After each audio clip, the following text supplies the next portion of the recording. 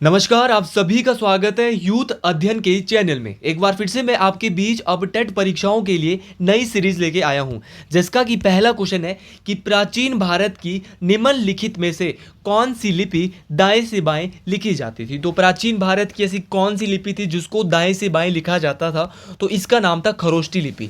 खरोष्टी लिपि ऐसी लिपि थी जिसको दाएं से बाएं लिखा जाता था। इसके अलावा हिंदी भाषा की लिपि कौन सी है, तो बहुत बार पूछा गया है पेपर में कि हिंदी भाषा की लिपि कौन सी है। तो हिंदी भाषा की जो लिपि है इसका नाम है देवनागरी। क्या नाम है? देवनागरी। इसके साथ साथ पंजाबी भाषा की लिपि भी पेपर में पूछी जाती है। पंजाबी भाषा की जो लिपि है उसका नाम है गुरुमुखी। ये भी आपने याद रखना। अगर मैं बात करता हूँ गुरुमुखी लिपि की, तो गुरुमुखी लिपि की जो रचना है ये गुरु अंगद देव के द्वारा की गई थी, जो कि गुरु अंगद देव जो है ये सिखों के दूसरे गुरु थे। कौन से नंबर के गुरु? दूसरे नंबर के गुरु थे गुरु अंगद देव। अगले क्वेश्चन की बात करते हैं। सिंधु घाटी सभ्यता के लोग पूजा करते थे। जो सिंधु घाटी सभ्यता के जो लोग थे वो पूजा करते थे पशुपतिनाथ या भगवान शिव की। देखिए, पशुपतिनाथ की पूजा करते थे सिंधु घाटी के लोग। सिंधु घाटी की सभ्यता को कांस्य युग सभ्यता भी कहा जाता था। ये भी क्वेश्चन बनता है। अगला क्वेश्चन बनता है कि जो हड़प्पा है, हड़प्पा जो है ये सिंधु घाटी का एक स्थल है और ये वर्तमान में कहाँ पर है, तो वर्तमान में हड़प्पा पाकिस्तान में है। और किस नदी पे पास स्थित है, तो ये रावी नदी के पास स्थित है। ये भी आपने याद रखना है। और अगर क्वेश्चन बनता है कि मोहनजोदड़ो कहाँ पे है, तो मोहनजोदड़ो भी ये भी पाकिस्तान में स्थित है और ये सिंधु नदी के पास, हड़प्पा रावी नदी के पास है। और मोहनजोदड़ो जो है ये सिंधु नदी के किनारे। अगले क्वेश्चन की मैं बात करता हूँ। बहुत इंपॉर्टेंट क्वेश्चन हम यहाँ से बात करने वाले हैं। बौद्ध धर्म में बैल का संबंध बुद्ध के जीवन की किस घटना से है? तो बौद्ध धर्म में जो बैल का संबंध है वो बुद्ध के, महात्मा बुद्ध की जीवन की किस घटना से है? तो ये है उनके जन्म से। तो याद रखना कि बैल का जो संबंध है वो महात्मा बुद्ध के जन्म से संबंधित है। अगर मैं बात करता हूँ कि घोड़े का संबंध जो है वो किससे है, तो घोड़े का जो संबंध है वो उनके गृह त्याग। याद रखना, घोड़े का संबंध जो है वो क्या है? महात्मा बुद्ध जब गृह त्याग करते हैं तो उसका संबंध किससे? घोड़े से। और स्तूप जो है, स्तूप का जो संबंध है वो किससे? महात्मा बुद्ध की मृत्यु से। तो ये तीनों ही चीज़ें आपने याद रखनी है। जन्म से संबंध है बैल का, गृह त्याग से संबंध है घोड़े का, और स्तूप से संबंध है मृत्यु का। देखिए, बौद्ध धर्म को 3 रत्नों की बात की गई है। बौद्ध धर्म में 3 रत्नों की बात की गई है और ये 3 रत्न है बुद्ध, संघ और धम्म। याद रखना है तीन धम्म कौन, तीन धर्म कौन कौन से है? बुद्ध, संघ और धम्म। तीनों ही बातें आपने याद रखनी है। देखिए, अगर मैं बौद्ध धर्म की बात करता हूँ तो बौद्ध धर्म की 4 संगीतियाँ हुई थी और ये चारों की सारों संगीतियाँ बहुत इंपॉर्टेंट है। देखिए दोस्तों, अगर मैं पहली संगीति की बात करता हूँ बौद्ध धर्म की, लिख लेना है, कॉपी पेंसिल ले लेना है। पहली जो संगीति हुई थी ये राजगिरी में। कहाँ पे हुई थी? राजगिरी में हुई थी। और इसका किसके समय हुई थी? तो ये अजात शत्रु के टाइम। किसके समय हुई थी? अजात शत्रु के समय राजगिरी में हुई थी। दूसरी जो बौद्ध संगीति हुई थी ये हुई थी वैशाली में। वैशाली में किसके शासनकाल में? तो कालाशोक के शासनकाल में दूसरी बौद्ध संगीति हुई थी। तीसरी जो भैया बौद्ध संगीति हुई थी ये पाटलिपुत्रम या पटना हम इसको बोल सकते हैं। किसके शासनकाल में? अशोक के शासनकाल में तीसरी बौद्ध संगीति पाटलिपुत्र में हुई थी। और चौथी जो बौद्ध संगीति हुई थी ये कुंडलवन कश्मीर में हुई थी। और किसके शासनकाल के समय? कनिष्क के शासनकाल के समय कुंडलवन कश्मीर में बौद्ध संगीति हुई। तो ये थी चारों बौद्ध संगीतियाँ जो आपको याद रखना बहुत जरूरी है। और पक्का टीजीटी के पेपर में एक बौद्ध संगीति आपसे पूछी जाएगी। अगर मैं बात करता हूँ महात्मा बुद्ध के जन्म की, तो इनका जन्म हुआ था लुम्बिनी में और इनका बचपन का नाम था सिद्धार्थ। अगले क्वेश्चन की बात करते हैं। किसकी उपलब्धियां इलाहाबाद स्तंभ लेख में, शिलालेख में दर्ज है? तो किसकी उपलब्धियां जो है इलाहाबाद जो स्तंभ शिलालेख है इसमें दर्ज है? तो ये समुद्रगुप्त। तो समुद्रगुप्त की जो उपलब्धियां है वो इलाहाबाद स्तंभ लेख में क्या है? दर्ज है। देखिए, अगर मैं बात करता हूँ समुद्रगुप्त की, समुद्रगुप्त को जो है वो भारत का नेपोलियन कहा जाता था। क्या कहते हैं? भारत का नेपोलियन जो है वो समुद्रगुप्त को कहा जाता था। और इनको जो है वो भारत का नेपोलियन किसके द्वारा? क्वेश्चन ये भी आता है कि जो समुद्रगुप्त है इनको भारत का नेपोलियन किसके द्वारा कहा गया था? तो ये कहा था बी.ए. स्मिथ। किसके द्वारा कहा गया था भैया? बी.ए. स्मिथ के द्वारा इनको भारत का नेपोलियन कहा गया था समुद्रगुप्त को। समुद्रगुप्त के बारे में अगर मैं बात करता हूं तो इनको कविराज की उपाधि भी इन्होंने क्या की थी? धारण की थी। किसने? समुद्रगुप्त। देखिए, अगर मैं गुप्त वंश की बात करता हूं तो गुप्त वंश के एक राजा थे जिन्होंने नालंदा विश्वविद्यालय की स्थापना की, इनका नाम था कुमारगुप्त प्रथम। ये क्वेश्चन भी बहुत बार पूछा जाता है और नालंदा विश्वविद्यालय चर्चाओं में तो है, तो टीजीटी आर्ट्स में ये क्वेश्चन आ सकता है कि कुमारगुप्त प्रथम के द्वारा जो है वो नालंदा विश्वविद्यालय की स्थापना की गई थी। अगले क्वेश्चन की मैं बात करता हूँ। नर्तकी की मूर्ति, कांसे की नर्तकी की मूर्ति निम्नलिखित में से किस सभ्यता से पाई जाती है? तो जो कांसे की नर्तकी की जो मूर्ति थी वो सिंधु घाटी सभ्यता के किस स्थान से पाई गई थी? तो इसका जो राइट आंसर है वो है सिंधु घाटी की सभ्यता। देखिए दोस्तों, सिंधु घाटी की सभ्यता से ये पाई गई थी कांसे की नर्तकी की मूर्ति। एग्जैक्ट नहीं पूछा था कि एग्जैक्टली कहाँ से पाई गई थी ये मूर्ति। देखिए, ये जो मूर्ति अगर एग्जैक्ट में बात करता हूँ तो ये मोहनजोदाड़ो कहाँ से पाई गई थी? मोहनजोदड़ो से पाई गई थी। मोहनजोदड़ो से क्या क्या पाया गया था? तो मोहनजोदड़ो से एक तो पाया गया था कांसे की नर्तकी की मूर्ति। मोहनजोदड़ो से ही मृतकों का टीला भी पाया गया था और जो है वो विशाल स्नानागार भी कहाँ से मिला था? वो भी मोहनजोदड़ो में ही मिला था। हड़प्पा में क्या मिला गया? हड़प्पा में क्या मिला था? तो हड़प्पा में कांसे का बना हुआ दर्पण और बर्तन पर मछुआरे के चित्र और धोती पहने हुए एक मूर्ति जो है मिली थी। कहाँ से? हड़प्पा से। तो ये दोनों ही आपने याद रखें कि हड़प्पा से मिला था कांसे का बना हुआ दर्पण, बर्तन पर मछुआरे के चित्र और धोती के पहने हुए की एक मूर्ति। ये कहाँ से मिले थे? ये हड़प्पा से मिले थे। हड़प्पा की जो खोज है वो दयाराम साहनी के द्वारा 1921 में की गई थी। ये भी बात आपने याद रखनी है, मोस्ट इंपॉर्टेंट है। ये सारी चीज़ें पेपर में पूछी जाने वाली चीज़ें हैं और सारी की सारी चीज़ें बहुत इंपॉर्टेंट है। अगले क्वेश्चन की मैं बात करता हूँ। शाहजहां का प्रसिद्ध मयूर सिंहासन 1739 में किसके द्वारा छीन लिया गया था? तो शाहजहां के द्वारा जो प्रसिद्ध मयूर सिंहासन था, इसको 1739 में जो छीना था, ये छीना था पर्शियन आक्रमणकारी नादिर शाह। देखिए 1739 में जो है 1739-38 के आसपास जो है पर्शियन आक्रमणकारी नादिर शाह ने भारत में आक्रमण किया था। ये भी क्वेश्चन पेपर में पूछा जाता है। या हम इसको 17 कहीं कहीं पे ये 1739 1740 भी हो सकता है कि नादिर शाह ने भारत में आक्रमण कब किया। तो ये जो है वो शाहजहां से पर्शियन आक्रमण नादिर शाह ने जो है इनसे छीन लिया था। अगले क्वेश्चन की बात करते हैं। जहांगीर किस वंश का शासक था? जहांगीर जो है ये आसान सा क्वेश्चन, बच्चा क्वेश्चन आ गया था, लेवल का क्वेश्चन नहीं था दोस्तों। ये जहांगीर जो है ये मुगल वंश का शासक था। अगर मैं जहांगीर के बारे में बात करता हूँ तो जहांगीर का जो बचपन का नाम था वो था सलीम। सलीम जो है इनके बचपन का नाम था। और अगर मैं बात जहांगीर के जो पिता थे इनका क्या नाम था? तो जहांगीर के पिता का नाम अकबर था और नवरत्न जो है वो अकबर के शासनकाल के दौरान ही होते थे। अगर मैं जहांगीर की बात वापस करता हूँ तो जहांगीर ने किस सिख गुरु को फांसी दी थी? तो इन्होंने फांसी दी थी गुरु अर्जन देव। ये भी याद रखना है, बहुत इंपॉर्टेंट बात है कि जहांगीर ने जो फांसी दी थी वो किसको दी थी? गुरु अर्जन देव को। गुरु अर्जन देव की अगर मैं बात करता हूँ तो ये सिखों के 5वें गुरु है। कौन से गुरु है दोस्तों? सिखों के 5वें गुरु है गुरु अर्जन देव। देखिए दोस्तों, गुरु अर्जन देव के द्वारा गुरु ग्रंथ साहिब का संकलन भी किया गया था। बहुत इंपॉर्टेंट है कि गुरु ग्रंथ साहिब का संकलन किसके द्वारा किया गया था? तो ये सिखों के 5वें गुरु गुरु अर्जन देव के द्वारा किया गया था। और अगर आपको साइकोलॉजी के नोट्स चाहिए, वैसे साइकोलॉजी की वीडियो भी मैं आपके बीच लाऊंगा, तो ये मेरा नंबर है, आप इस नंबर पे कांटेक्ट कर सकते हैं 7876145409। साइकोलॉजी के मैं आपको प्रोवाइड करवा रहा हूं और जीके के नोट्स बिल्कुल फ्री प्रोवाइड करवा रहा हूं। साइकोलॉजी के नोट्स के 50 रुपये चार्जेज है। मलिक काफूर किस दिल्ली सुल्तान का सक्षम जनरल था? अगर मैं मलिक काफूर की बात करता हूं तो मलिक काफूर को 1000 दिनारी के नाम से भी जाना जाता था। ये जो सक्षम जनरल था, सेनापति जो था, ये अलाउद्दीन खिलजी का सेनापति था।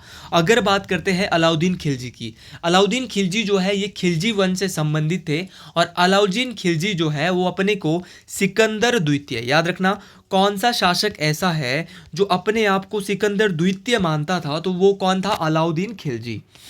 देखिए अलाउद्दीन खिलजी जो है ये समकालीन थे किसके? अमीर खुसरो के। ये भी क्वेश्चन बहुत बार पेपर में पूछा गया है कि अमीर खुसरो के समकालीन कौन थे? तो अमीर खुसरो के जो समकालीन थे वो थे अलाउद्दीन खिलजी। ये भी आपने याद रखना है, मोस्ट इंपॉर्टेंट है।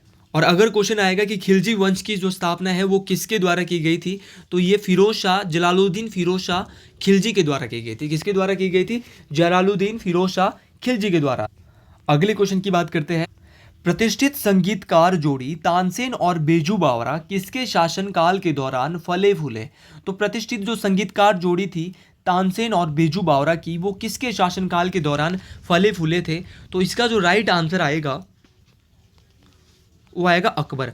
अकबर के शासनकाल के दौरान जो है तानसेन और बेजू बावरा की जो है वो जो है फले फूले थे। अगर मैं बात करता हूँ अकबर की, अकबर जो है एक महान शासक थे और अकबर ने ही पानीपत का दूसरा युद्ध लड़ा था हेमू के साथ 1556 में। देखिए दोस्तों 1556 में इसने दूसरा युद्ध लड़ा था पानीपत का।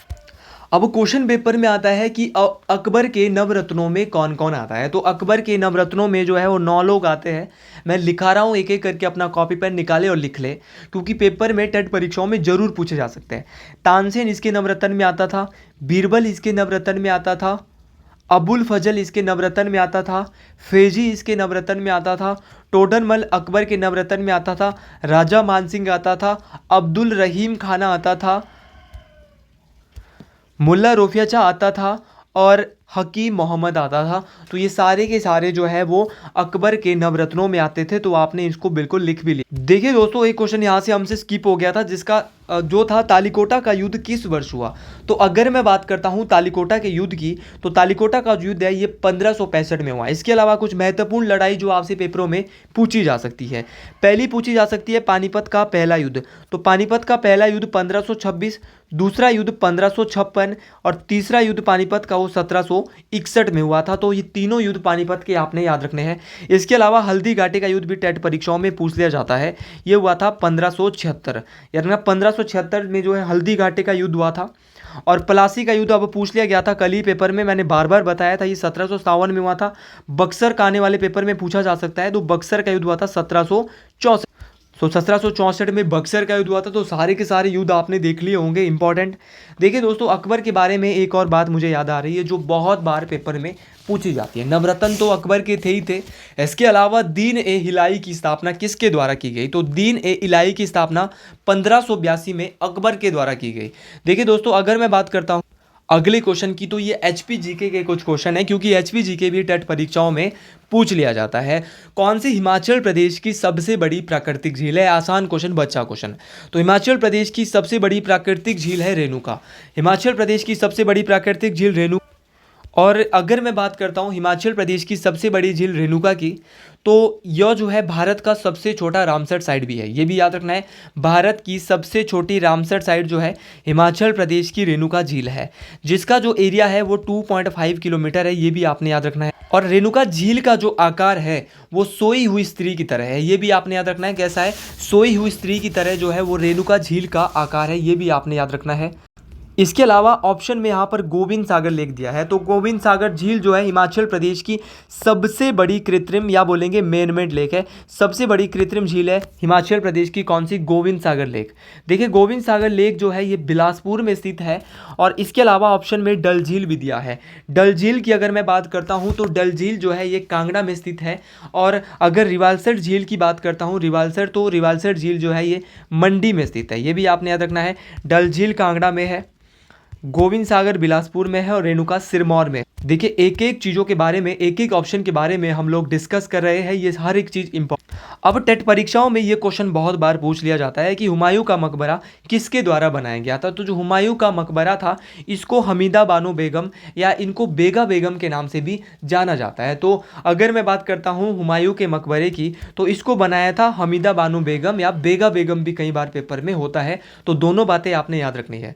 हुमायूं के मकबरे को यूनेस्को में कब शामिल किया गया था, बहुत इंपॉर्टेंट क्वेश्चन। तो यूनेस्को में शामिल किया गया था 1993। यूनेस्को को बोलेंगे विश्व धरोहर स्थल। तो विश्व धरोहर स्थल में हुमायूं के मकबरे को 1993 में दर्ज किया गया था। अगर मैं बात करता हूं हुमायूं के मकबरे को, तो 1993 में यूनेस्को में डाला गया था। इसके अलावा कुतुब मीनार को कब शामिल किया गया था, तो कुतुब मीनार को भी यूनेस्को में 1993 में ही शामिल किया गया था। ये सारे के सारे क्वेश्चन आपने नोट कर लेने हैं, क्योंकि ये क्वेश्चन बहुत ही ज़्यादा इंपॉर्टेंट है। मैं अभी आपको बता रहा हूँ। देखिए दोस्तों सबसे पहले यूनेस्को में किसको शामिल किया गया था, बहुत बार ये क्वेश्चन पूछा गया है। तो भारत की पहली यूनेस्को जो साइट है वो है अजंता और एलोरा की गुफाएं। कौन सी है, अजंता और एलोरा की गुफाएं, जो कि महाराष्ट्र में स्थित है। इनको सबसे पहले 1983 में जो है यूनेस्को में शामिल किया गया था। इनके साथ आगरा का लाल किला और आगरा का ताजमहल भी यूनेस्को में शामिल किया गया था 1983। अब अगले क्वेश्चन की बात करते हैं। झीलों से रिलेटेड हमने पढ़ लिया है। हिमाचल प्रदेश का कौन सा सुदूर उत्तर पश्चिम जिला है? तो उत्तर पश्चिम में जो जिला वो हिमाचल प्रदेश का कौन सा है? तो उत्तर पश्चिम, ये वाला एरिया उत्तर है भाई ऊपर को और पश्चिम भी है। तो उत्तर पश्चिम में हिमाचल के जो इस दिशा में जो जिला आता है ना, वो कौन सा है? चंबा। तो चंबा जो है हिमाचल प्रदेश के जो है वो कहाँ पे आता है? उत्तर पश्चिम में आता है। तो कभी बेसिक क्वेश्चन भी पेपर में पूछ लिए जाते हैं। सतलुज नदी मंडी में किस स्थान में प्रवेश करती है? ये चीज़ मैंने आपको करवाई है। सतलुज नदी का जो अगर मैं बात करता हूँ तो हिमाचल प्रदेश की सबसे लंबी नदी है और ये कितनी जो है हिमाचल प्रदेश में बहती है? तो 320 किलोमीटर बहती है। हिमाचल की सबसे लंबी नदी है। और अगर मैं बात करता हूँ सतलुज नदी की, सतलुज नदी का उद्गम कहाँ से होता है? क्योंकि उद्गम स्टूडेंट सबसे ज़्यादा पूछा जाता है। तो उद्गम जो होता है ये मानसरोवर झील के राकस ताल से। कहाँ से होता है? मानसरोवर झील के राकस ताल कहाँ पे पड़ती है? तिब्बत में। मानसरोवर झील के राकस ताल तिब्बत से जो है इस नदी का, सतलुज नदी का उद्गम होता है और ये किन्नौर के शिप की दर्रे से, याद रखना, किन्नौर के शिप की दर्रे से हिमाचल प्रदेश में एंटर करती है। और मंडी में जब ये जाती है तो किस स्थान से प्रवेश करती है? तो फिरनू नामक जगह से जो है मंडी में प्रवेश करती है। अगले क्वेश्चन की मैं बात करता हूं। जब फिरोज तुगलक ने नंगरकोट किले की घेराबंदी की थी तब कांगड़ा का शासक कौन था? ये क्वेश्चन मैं आपको बता चुका हूं अपने प्रीवियस पार्ट में, जो मेरे 30 पार्ट आए हैं। जिसने वो 30 पार्ट नहीं देखे हैं सबसे पहले वो 30 पार्ट देख ले, अगर आपको अपनी जीके स्ट्रॉन्ग करनी है, क्योंकि जितने भी टेट हुए हैं मैक्सिमम क्वेश्चन उसी में से आए थे। तो जब फिरोज शाह तुगलक ने आक्रमण किया था 1365 में कांगड़ा किले पे, तो इसने जो है ज्वालामुखी मंदिर से 1300 किताबें भी उठाई थी। और ये 1300 किताबें जो इसने ज्वालामुखी मंदिर से उठाई थी, इनका इसने फारसी में अनुवाद करवाया था। और इनका जो फारसी में अनुवाद किया था ये भी पेपर में क्वेश्चन पूछा जाता है। तो इनका नाम था अज्जुद्दीन खालिद खानी। क्या नाम था? अज्जुद्दीन खालिद खानी के द्वारा जो है ये क्या किया गया था? अनुवाद किया गया था इन किताबों का। 1300 किताबें ये यहाँ से ले गया था। अगर मैं बात करता हूँ कि जब इसने नगरकोट किले में 1365 में आक्रमण किया था तो उस समय जो है वो कांगड़ा का राजा कौन था? तो कांगड़ा के राजा उस समय कौन थे? रूपचंद। आज थोड़ा सा मौसम ख़राब है तो आवाज़ भी आपको ऐसी आ रही होगी, ठीक आवाज़ नहीं आ रही होगी। अगर आपको वीडियो अच्छी लग रही है तो YA का जो शॉर्ट फॉर्म है, पूरा जो फॉर्म है इसका वो क्या है? यूथ अध्ययन। तो YA स्टार आप दे सकते हो, ठीक है। तभी जो है हमें लगता है कि बच्चे पढ़ रहे हैं और आज आपके जो कमेंट आ रहे हैं, आपसे जो प्यार मिल रहा है, उससे जो हमें और मोटिवेशन आ रहा है। लग रहा है कि दिन में 3-3 वीडियो आपके लिए बनाया जाए। और अगर आप चाहते हैं कि वीडियो लाई जाए करंट अफेयर की, तो CAA जो CA2 आपको कमेंट करना है पक्का। और इसके बाद में अगर बात करता हूँ 1946 में अलग पहाड़ी राज्य के निर्माण का आह्वान करने वाला प्रथम कौन था? तो 1946 में प्रथम पहाड़ी राज्य के निर्माण का आह्वान करने वाला प्रथम जो कौन थे? तो इनका नाम था ठाकुर हजारा सिंह। तो ठाकुर हजारा सिंह ने जो है वो पहाड़ी राज्य के निर्माण का आह्वान जो है करने वाले ये प्रथम। अगले क्वेश्चन की मैं बात करता हूँ। बाबा गोरखनाथ को समर्पित एक तीर्थ हिमाचल प्रदेश के किस मंदिर परिसर में स्थित है? तो बाबा गोरखनाथ को जो समर्पित है ये मंदिर, और ये जो है वो कहाँ पर स्थित है? क्वेश्चन ये आया था, तो ये आपने बताना है कमेंट बॉक्स में। अब हम वापस शुरू करते हैं HP GK से इंडियन जीके का। ऋग्वेद में किस नदी का उल्लेख नहीं है? तो ऋग्वेद में जो है वो इनमें से पेरियार नदी का उल्लेख नहीं है। यमुना का भी उल्लेख है, सरस्वती का भी उल्लेख है और सिंधु का भी उल्लेख किया गया है। अगर मैं बात करता हूँ इस पेरियार नदी की, तो ये पेरियार नदी केरल में बहती है। ऋग्वेद में जब नदियों का जिक्र पूछ ही लिया गया है तो मैं पूरा आपको डिटेल से बताऊंगा। ऋग्वेद में दोस्तों 21 नदियों का उल्लेख किया गया है। कितने नदियों का उल्लेख किया गया है ये क्वेश्चन आ सकता है। तो ऋग्वेद में जो है वो 21 नदियों का उल्लेख किया गया है और सबसे ज़्यादा बार जिस नदी का उल्लेख किया गया है उसका नाम है सिंधु। 21 बार उल्लेख किया गया है और सबसे ज़्यादा बार सिंधु नदी का उल्लेख किया गया है।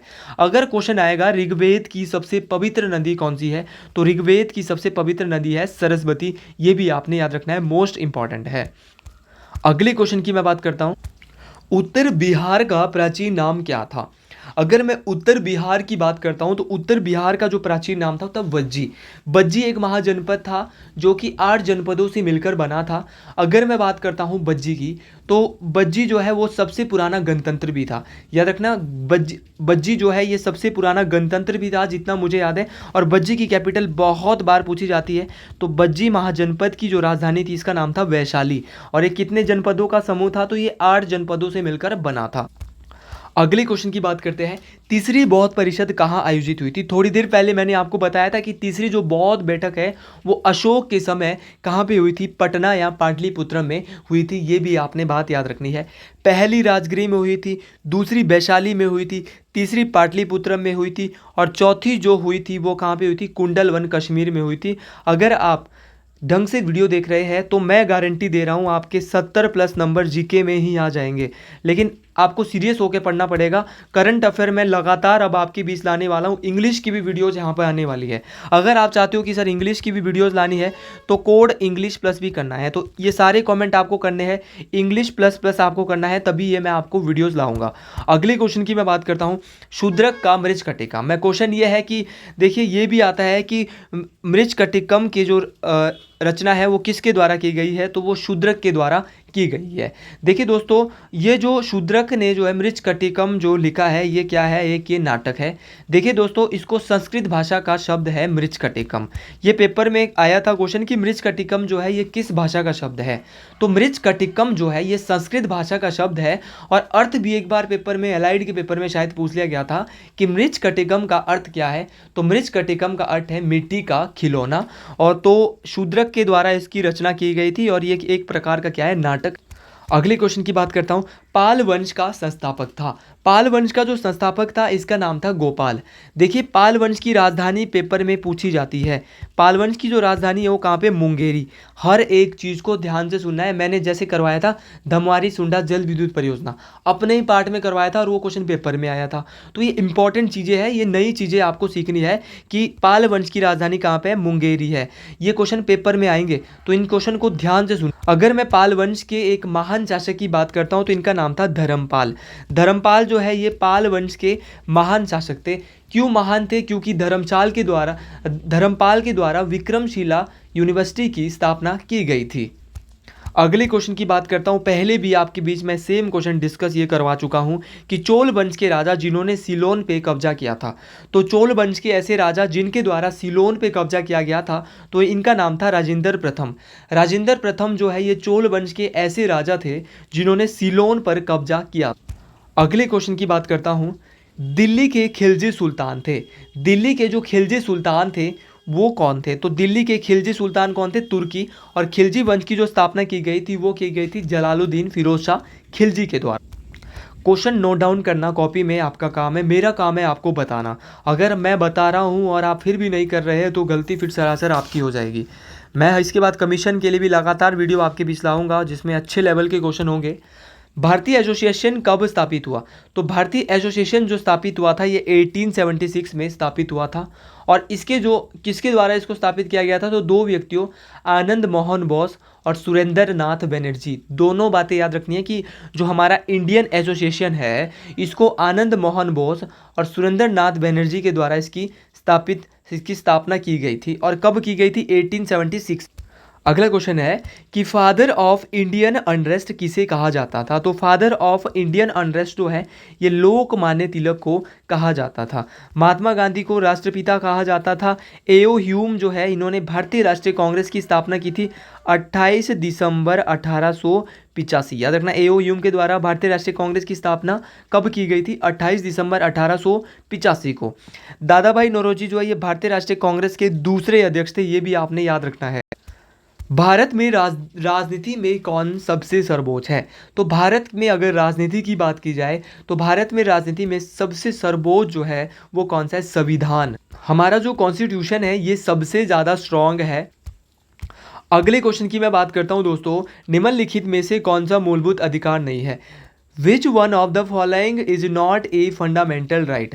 तो अगर आपने हमारे चैनल को सब्सक्राइब नहीं किया है और अगर आपको वीडियो अच्छी लग रही है तो आप बिल्कुल लाइक, सब्सक्राइब, शेयर करें। अगर मैं बात करता हूं तो मूलभूत अधिकार जो है वो संपत्ति का अधिकार जो है एक मूलभूत अधिकार नहीं है।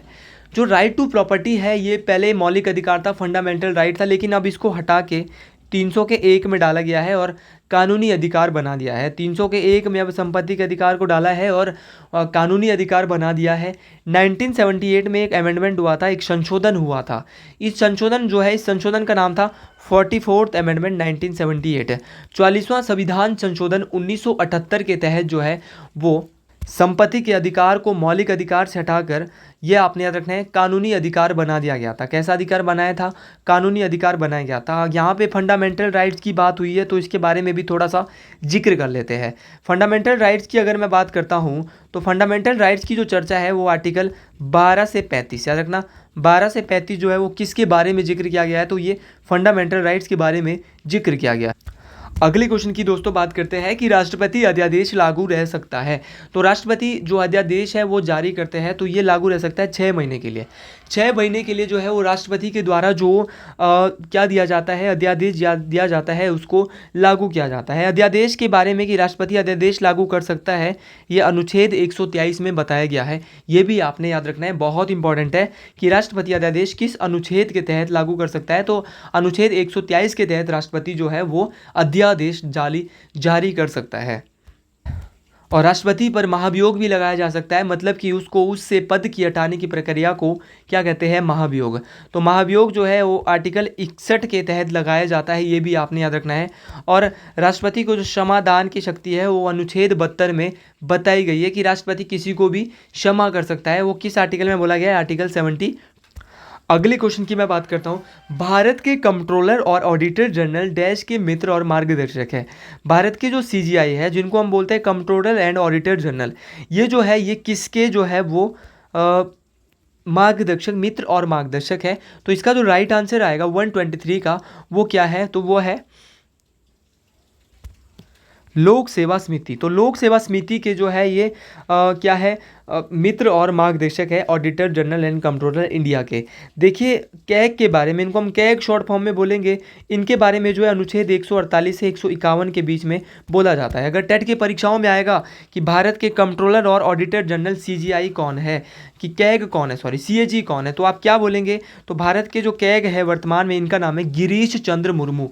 क्या नाम है? गिरीश चंद्र मुर्मू। क्वेश्चन ये भी आता है कि कैग किस प्रकार की बॉडी है? तो कैग एक संवैधानिक बॉडी है, कॉन्स्टिट्यूशनल बॉडी है, ये भी आपने याद रखना है। और कैग की जो नियुक्ति है वो भारत में जो है कौन करता है? प्रेसिडेंट। ये क्वेश्चन मेरा बड़ा फेवरेट क्वेश्चन है और टेट परीक्षा में 5 से 10 बार आ चुका है। जापान की संसद का क्या नाम है? तो जापान की संसद का नाम क्या है? डाइट। जापान की संसद का नाम क्या है? डाइट। जापान की संसद तो डाइट है, लेकिन शोरा कहाँ की है? तो शोरा जो है ये अफगानिस्तान की है। और युआन कहाँ की है? तो युआन जो है वो कहाँ की है? युआन जो है वो कहाँ की? ताइवान की है। वीडियो थोड़ी लंबी बन रही है, लेकिन आप पढ़िएगा और वीडियो अच्छी बन रही है। राज्यसभा के अध्यक्ष कौन होते हैं? तो राज्यसभा के जो अध्यक्ष होते हैं ये होते हैं भारत के उपराष्ट्रपति। और वर्तमान में जो भारत के उपराष्ट्रपति है इनका नाम है जगदीप धनखड़। याद रखना क्या नाम है? जगदीप धनखड़। ये भारत के क्या होते हैं? उपराष्ट्रपति होते हैं और राज्यसभा के भी स्पीकर होते हैं। ये भी दोनों ही बातें आपने याद रखनी है। अगला क्वेश्चन बहुत लेवल का क्वेश्चन है और पेपर में पक्का आने वाला है कि भारत में पंचायती राज प्रणाली कब शुरू हुई? तो भारत में अगर मैं पंचायती राज प्रणाली की बात करता हूँ तो ये 1959 में भारत में पंचायती राज प्रणाली शुरू हुई। कहाँ से शुरू हुई थी? ये नागौर जिला, या आपने याद रखना नागौर जिला राजस्थान से ये शुरू हुई थी पंचायती राज। पंचायती राज से जो है कौन सा संविधान संशोधन डील करता है? तो 73 अमेंडमेंट 1992-93 1992-93 का जो संविधान संशोधन था, 73वां संविधान संशोधन, उससे मेल खाता है कौन सा? पंचायती राज। अब थोड़े ज्योग्राफी के क्वेश्चन देख लेते हैं, लेकिन इसके दौरान सूर्य और चंद्रमा और पृथ्वी विपरीत स्थिति में होते हैं। किसके दौरान सूर्य, चंद्रमा और पृथ्वी जो है वो विपरीत स्थिति में होते हैं? तो होता है पूर्णिमा। देखिए मैं पूर्णिमा के दौरान तो सूर्य, चंद्रमा और पृथ्वी विपरीत स्थिति में होते हैं। सूर्य, चंद्रमा और पृथ्वी विपरीत स्थिति में सब होते हैं। अगर मैं बात करता हूँ कि सूर्य ग्रहण कब लगता है और चंद्र ग्रहण कब लगता है, जब सूर्य के बीच में, सूर्य और मून के बीच में पृथ्वी आते हैं तो कौन सा ग्रहण लगता है? चंद्र ग्रहण। कौन सा ग्रहण लगता है? चंद्र ग्रहण लगता है। और जब अर्थ, मून और सन, जब सन और अर्थ के बीच मून आ जाता है तो कौन सा ग्रहण लगता है? इसको क्या बोलेंगे? सूर्य ग्रहण। क्या बोलेंगे? सूर्य ग्रहण। देखिए ये क्वेश्चन भी पढ़ लेते हैं जाते जाते। एक पोषण स्तर से दूसरे तक ऊर्जा का प्रवाह कहलाता है। तो एक पोषण स्तर से दूसरा जो स्तर तक जो है ऊर्जा का प्रवाह कहलाता है खाद्य श्रृंखला। खाद्य जाल नहीं बोलेंगे, क्या बोलेंगे? खाद्य श्रृंखला। खाद्य श्रृंखला की अगर मैं बात करता हूँ तो ये वही है जैसे कि हम पढ़ते थे बचपन में कि पहले घास होता है, घास को टिंडे खा लेते हैं, टिंडे को मेढक खा लेते हैं, मेढक को सांप खा लेते हैं, सांप को बाज खा लेते हैं। तो ये ऐसे चला रहता है। तो इसको हम फूड चेंज के अंदर लेंगे तो अगर मैं बात करता हूँ फूड चेन के अंदर लेंगे, तो अगर आपको ये वीडियो अच्छी लगी और जिसने अभी तक ये वीडियो देखी है तो उसको एक कमेंट करना है, और इस कमेंट, ये अटपटा कमेंट है, कमेंट ये करना है ये नहीं, कमेंट आपने करना है हर हर महादेव, हर हर महादेव का ही कर लीजिएगा, या आप जो है वो JMT कर सकते हैं। क्या कर सकते हैं? JMT कमेंट भी कर सकते हैं। तो आज के लिए इतना ही, बाकी मिलता हूँ मैं आपसे बहुत जल्द। जय हिंद, जय हिमाचल प्रदेश, जय भारत।